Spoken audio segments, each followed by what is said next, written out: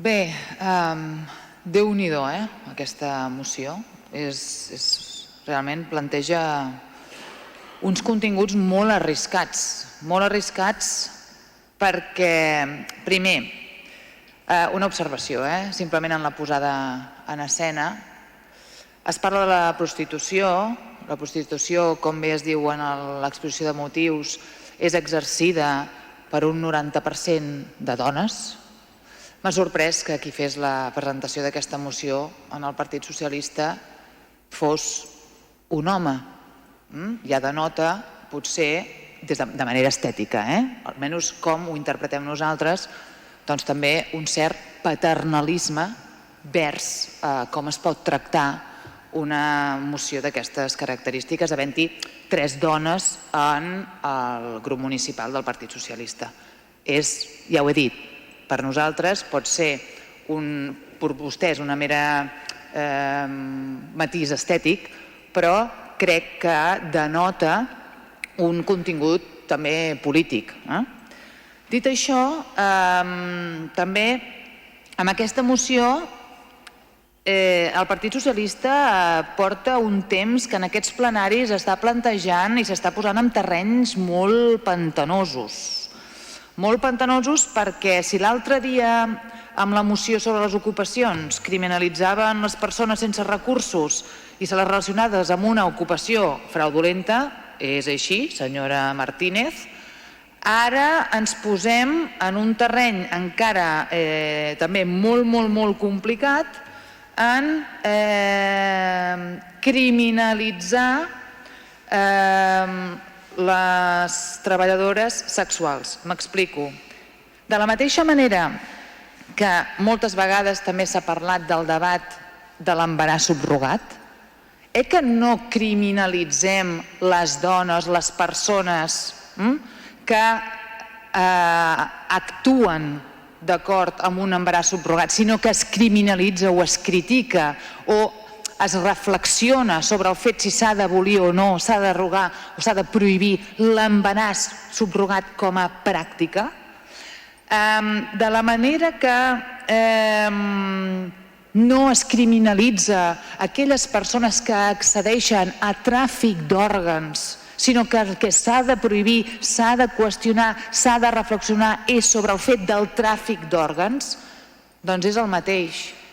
En aquesta moció relacionada amb la proposta que s'ha portat al Congrés aquests darrers dies, no s'ha de criminalitzar les treballadores sexuals en tant que se les relaciona amb la prostitució i, a més, de manera molt capciosa es barreja la prostitució amb el tràfic de dones i amb el proxenetisme. I això els situa, ja els hi dic, en un terreny molt complicat, senyores i senyors del Partit Socialista. Sí. Per què? Perquè aquesta moció no es planteja des d'un punt de vista pràctic.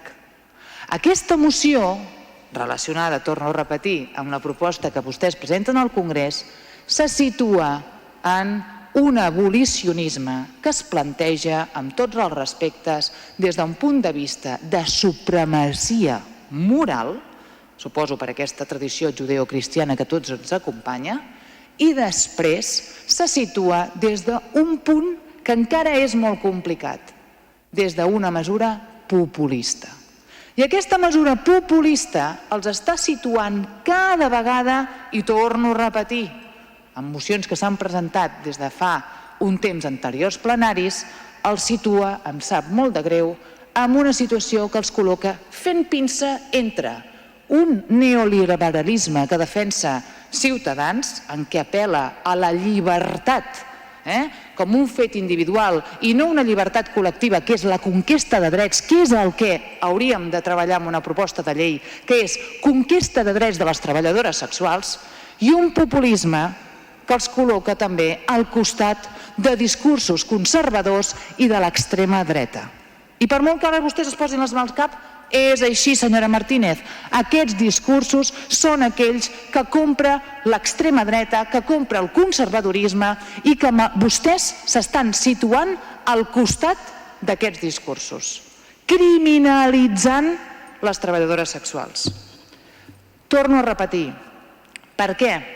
Perquè aquest abolicionisme és abstracte. Abstracte. Afrontar-nos amb una posició punitiva des de quin punt de vista? Des de quin punt de vista? Des d'un punt de vista pedagògic?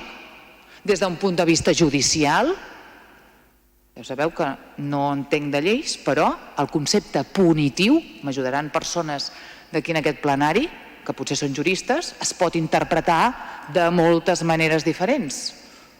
I ens col·loquem en una esfera que no ens concreta cap treball en el sentit de com aquestes treballadores s'ajusten a les seves necessitats.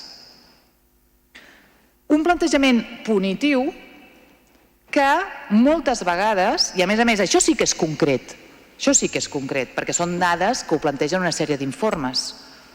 També em repetiré amb discursos que ja hem generat des de les nostres companyes també al Congrés. Es va fer públic un informe d'Amnistia Internacional, la companya la Mireia Vehí en va fer esment al Congrés on parlava també d'Irlanda i es diu que el punitisme ha generat violència vers les mateixes treballadores sexuals. Aquestes treballadores sexuals, moltes vegades per fugir del tràfic, s'han d'autoorganitzar i moltes d'elles plantegen el seu treball des de les seves vivendes. El punitisme ha generat violència vers aquestes treballadores perquè se les ha criminalitzat, se les ha foragitat dels seus pisos on se senten segures allà. Se les està marginalitzant. És aquest fet punitiu abstracte, que depèn com s'interpreti, acaba repercutint en les mateixes treballadores. I això també torno a dir, no estem col·locant-nos ara en l'esfera abstracta que planteja la moció, són fets concrets. Tornem amb aquest concepte de valor moral, de què són els valors, de què si la prostitució, a més, també els hi diré, una proposta de llei d'aquestes característiques, una moció d'aquestes característiques, ha de donar moltes visions i ha d'intentar reflexionar des de moltes perspectives diferents, com la nostra entesa de la lluita feminisme també la planteja. I vostès estan fent que la lluita també feminista i la lluita també des de les dones es col·loqui amb un fil molt maniqueista, senyor Andreu Martín. Què és bo i què és dolent? A més, quan li abonem discursos, com deia el senyor Meléndez, d'aquest món cruel, anàloga a la tortura, una societat també avançada. Què és una societat avançada? És una societat bona? Dolenta? És que, clar, ens hem de col·locar en una esfera molt filosòfica i poc concreta. Ja acabo, senyor Pellicer. Gràcies. Per tant, reflexions concretes les faré perquè no tinc temps en el segon torn i acabaré dient que, a més, té molt de risc aquesta proposta quan no hi ha un consens internacional en què la prostitució correspongui a violència masclista. Gràcies, alcalde. Senyor Martín, ha dit moltes coses. Començaré pel context. És obvi que el context que ens acompanya és el context que sempre hem dit que és el patriarcat, i això és així. El que passa que a vostè tampoc l'ha de situar, doncs torno a dir, en aquesta visió infantilitzant del que les pròpies treballadores no es puguin pronunciar en com exercir i des de quin punt exercir la prostitució.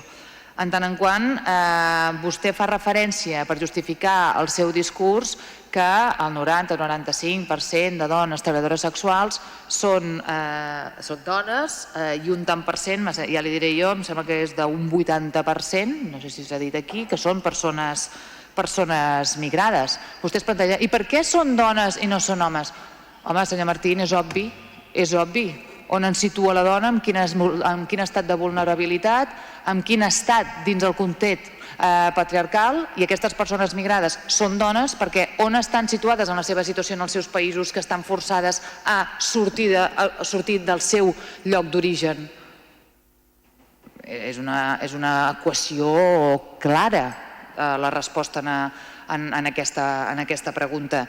Per tant, em repetiré, però li torno a demanar, abans de crear noves lleis que no matitzen, que no concreten, passin per altres lleis que s'han d'abolir, com li deia la senyora Flores, la llei d'estrangeria, plantegin unes mesures de reivindicació de drets també econòmics, com aquesta renda bàsica universal, i a més, quan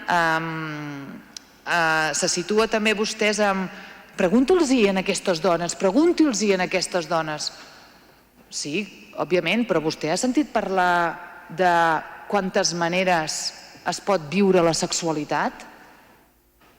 Perquè és que és el que dic, és que aquesta proposta el situa, sí, en una esfera de què és bo, què és dolent, em repeteixo, de què és innocent el que no és innocent, i és això, i també de no poder viure la sexualitat de moltes maneres diferents i de com ens qüestionem el dret al propi cos de les dones, que és on se situen totes aquestes diferències dins del feminisme. No en podem situar aquesta moció des d'una perspectiva de conquesta de drets, conquesta de lluites i, a més, no m'allargo més, quan el feminisme, aquell feminisme en el que ideològicament nosaltres podem participar, és aquell feminisme que engloba la dissidència en com viure el gènere, la dissidència en com viure el cos i, sobretot, que fa de la suma totes aquelles diferències. I aquí també hi entren com viuen les treballadores sexuals en aquest context la seva professió i no barrejar-les amb uns conceptes que ja l'he dit que podem estar d'acord de com qüestionem el tràfic, de com qüestionem el proxenetisme i de com qüestionem l'explotació sexual.